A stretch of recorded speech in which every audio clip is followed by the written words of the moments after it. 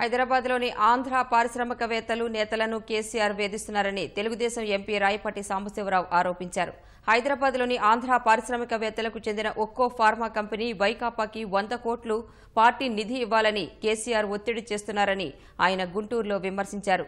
తమ ట్రాన్స్ట్రాయ్ కార్యాలయాన్ని మెట్రో నిర్మాణంలో భాగంగా కూల్చివేసినందుకు 150 కోట్లు, గచ్చిబౌలి శంషాబాద్ రహదారి నిర్మాణం చేసినందుకు మరో 150 కోట్లు, మొత్తం 300 కోట్ల మేరకు తెలంగాణ ప్రభుత్వం తమకు బకాయి పడిందని రాయపాటి అన్నారు.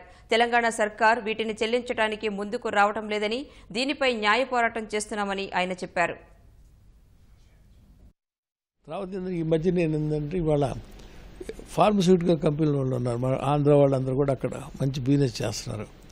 ఇది మా రాజ్యంలో ఉన్నారు, మా ఏరియాలో ఉన్నారు, మా ల్యాండ్లో ఉన్నారు. కాబట్టి మీరు అందరూ కూడా తలా 100 కోట్లు తీసుకెళ్ళి జగన్ గారికి ఫండ్ ఇవ్వమని చెప్పి ఆయన ఆర్డర్ వేయడం జరిగింది. లేకపోతే మీ వ్యవహారం చూస్తా అన్నాడు. అందువల్ల వాళ్ళందరూ కూడా ఈ వారంలోనే తీసుకొచ్చి అందరూ వాళ్ళ పార్టీకి ఇవ్వబోతున్నారు ఫండ్స్. ఏంటంటే ఆయన ఉద్దేశం ఏంటంటే 100 రూపాయలు తెలుగుదేశం ఓడిపోవాలి, ఇక్కడ చంద్రబాబు ఓడిపోవాలి. ఎందుకంటే ఆయనకు అసూయ. ఇప్పుడే కార్ల కంపెనీ తీసుకొచ్చాడు, ఇంకా ఇండస్ట్రీస్ వస్తున్నాయి మనకి.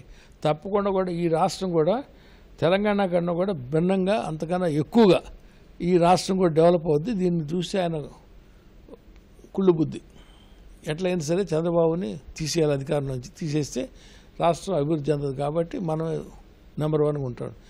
వీళ్ళంతా కూడా వీళ్ళు చెప్పారు, జగన్ గారు ఏంటి ఎవరు చెప్పారు మనకు తెలియదు. కేసీఆర్ పాత్ర కూడా ఉంటుంది అందులో. వాళ్ళందరూ కూడా కలిసి చంద్రబాబును ఓడించాలని ఉద్దేశంతో తెలుగుదేశం పార్టీని పైకి రాని కూడా తొక్కేయాలని ఉద్దేశం వాళ్ళందరూ కూడా మోడీ గారి మనసు విరిచేశారు. మోడీ కూడా ఏంటంటే పర్సనల్గా ఆయన గ్రడ్జ్ పెంచుకున్నాడు చంద్రబాబు మీద, తీసుకొని ఏమి ఇవ్వట్లేదు డబ్బులు.